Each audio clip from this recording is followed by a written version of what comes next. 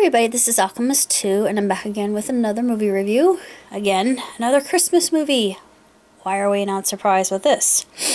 This film, it was called The Santa Suit, and we have this man named Drake Hunter.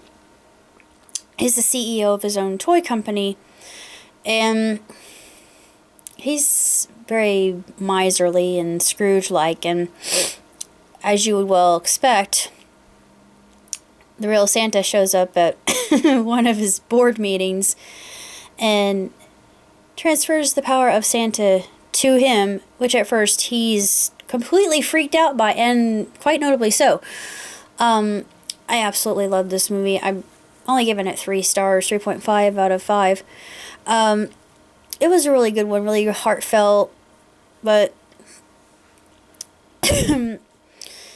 it wasn't your typical Hallmark love story. Like a lot of the Hallmark movies I really like.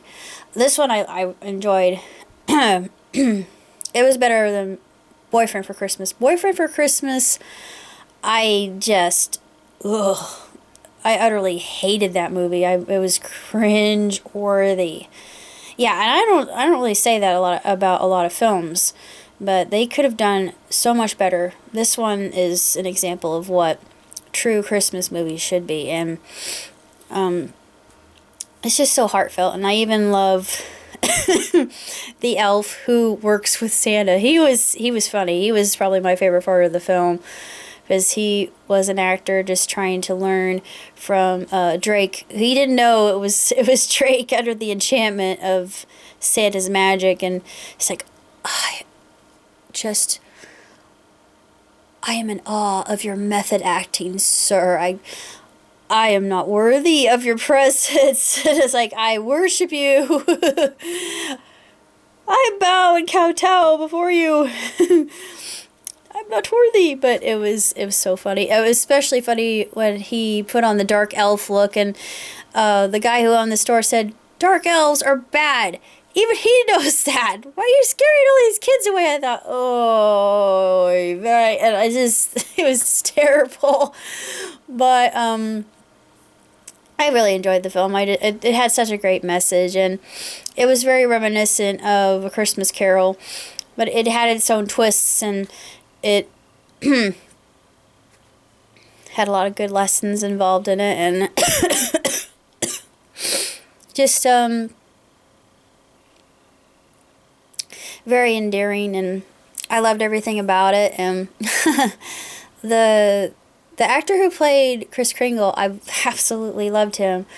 It's just like in the original Santa Claus. I know it's a cult classic, but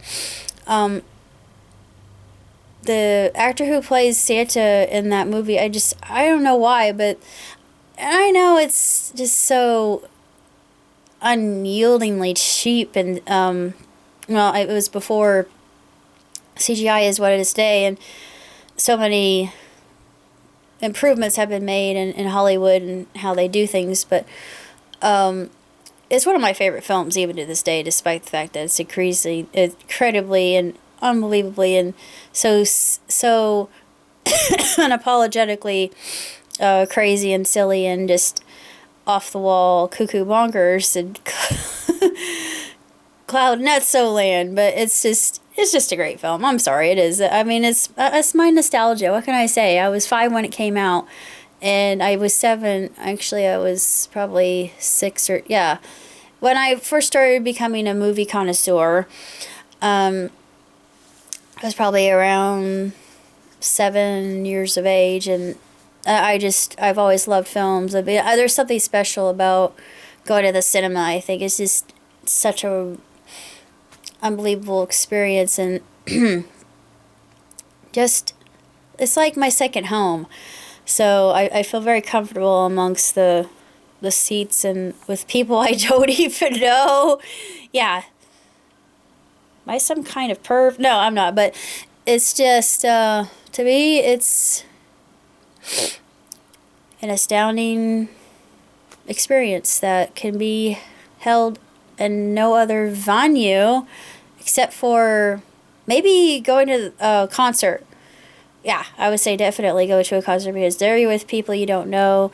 They like the same kind of music, and you have this instant bond with people. It's yeah, it's almost on a spiritual level. It's that like I'm gonna do a quick. I'm gonna give you a quick story. I actually got a chance to see Rain, and it's this group of people who are impersonators of the Beatles, and I swear to God, it was such a sacred Zen experience for me because they were all. Oh, it was like this is the closest I'm ever going to get to see the Beatles, and it's like I don't even care if they're.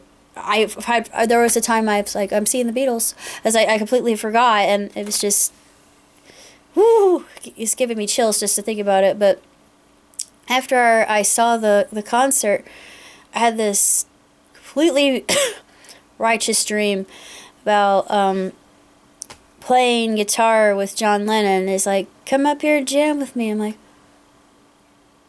oh! He's like, could play that.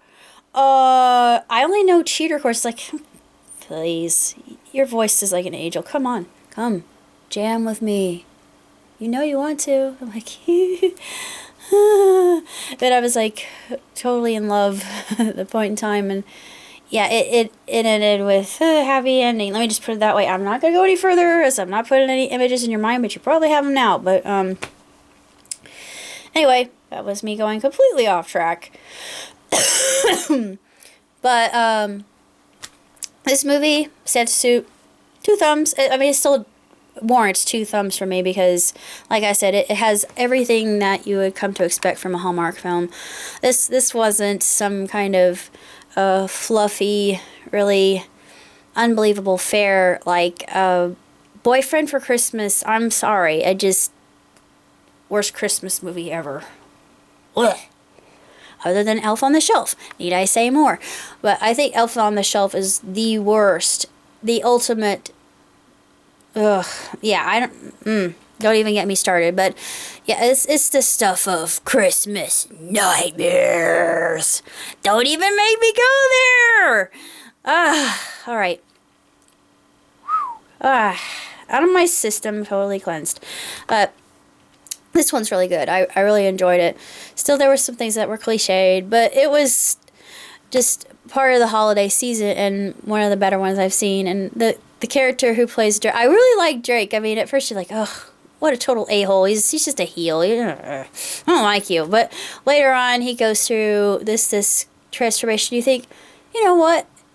He's not a bad guy. He has a good heart, and he wants to do everything he can for this little girl who she wants to believe. She can't even talk to Santa, but later on, she opens up her heart, and well, her mother actually gives him some pointers on what she really likes, and she's actually an employee for his company.